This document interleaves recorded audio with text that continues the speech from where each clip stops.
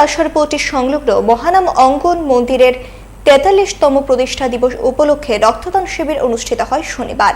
শিবিরের উদ্বোধন করেন মুখ্যমন্ত্রী ডক্টর মানিক সাহা। তাছাড়াও উপস্থিত ছিলেন মন্ত্রী সুশান্ত চৌধুরী।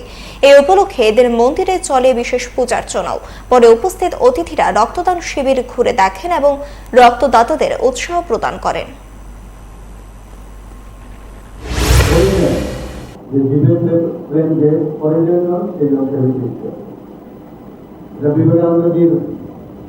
বার্তা সেটা মানুষের জন্য সেবা করতে হবে। আমরা আজকে রাজনীতির সাথে আমরা একটা জায়গায় বসেছি, আসল উদ্দেশ্য হচ্ছে মানুষ আমাদের নির্বাচিত করে একটা জায়গায় বসিয়েছে, অর্থাৎ আমরা বিভিন্ন কাজে ব্যস্ত থাকবো।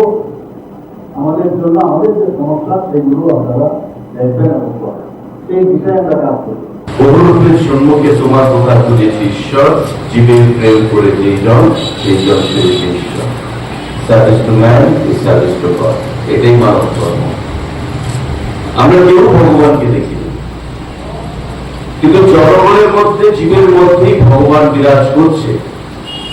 সেই বিশ্বাস নিয়েই আমরা মানুষের সেবা করি। তাই স্বামীজি বলেছেন যে মানুষের সেবা করো, মানব ধর্ম পালন হবে। এবং আজকের যুগে সব থেকে বড় ধর্ম হচ্ছে মানব ধর্ম।